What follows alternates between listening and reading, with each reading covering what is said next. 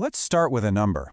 8.1 million. That is not just some statistic. That's the number of people who died in just 1 year, 2021, simply because of the air they were breathing. I mean, it's a staggering figure, right? It's bigger than the entire population of some countries. So, what exactly is this invisible killer? It's all around us, but we can't see it. How does something like that become one of the biggest threats to our health on the entire planet? All right, let's get right into it. We're going to talk about the very air we breathe.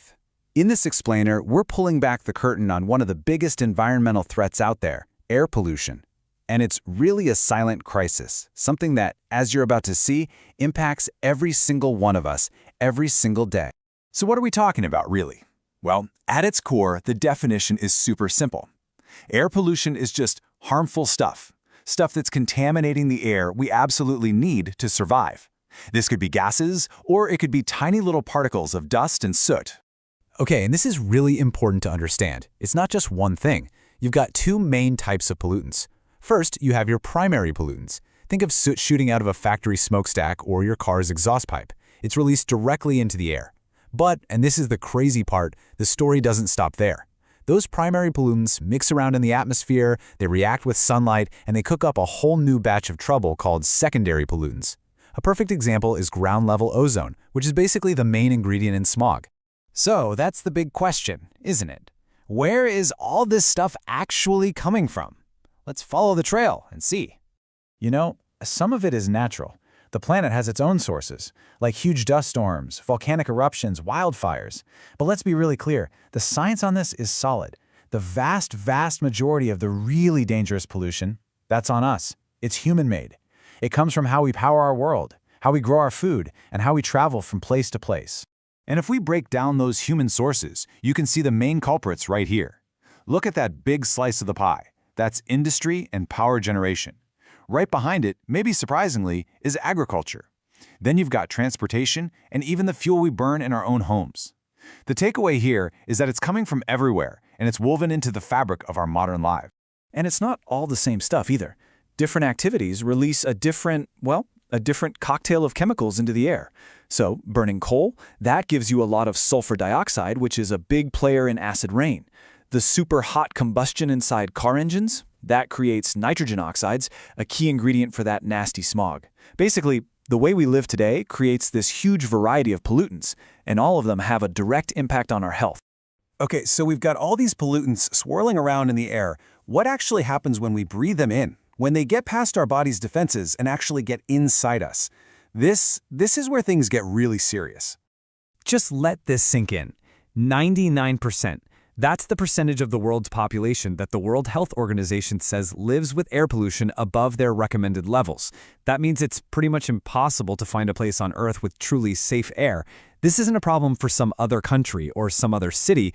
It's everyone's reality. And the consequences? They're just devastating.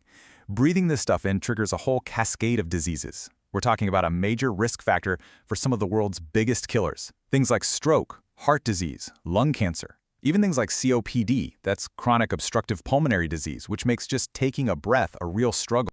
But you know, the most dangerous of all are the absolute tiniest particles. They're called PM 2.5, and they are so small, so microscopic, that they can sneak right past your body's natural defenses.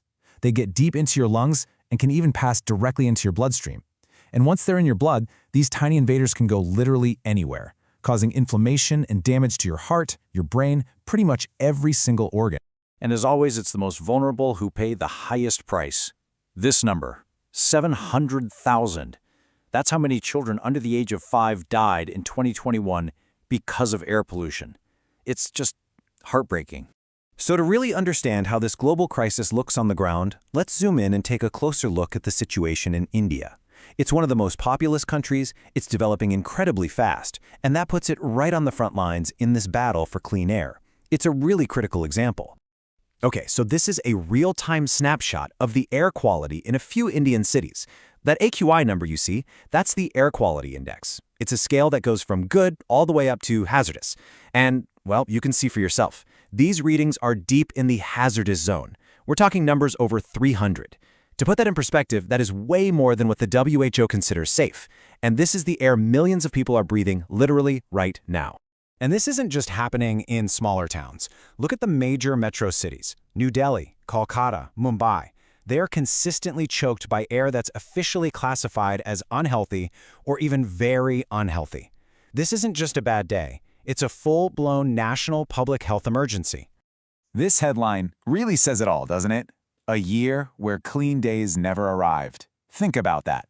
The very idea of a clean air day in the country's capital has become, well, a fantasy.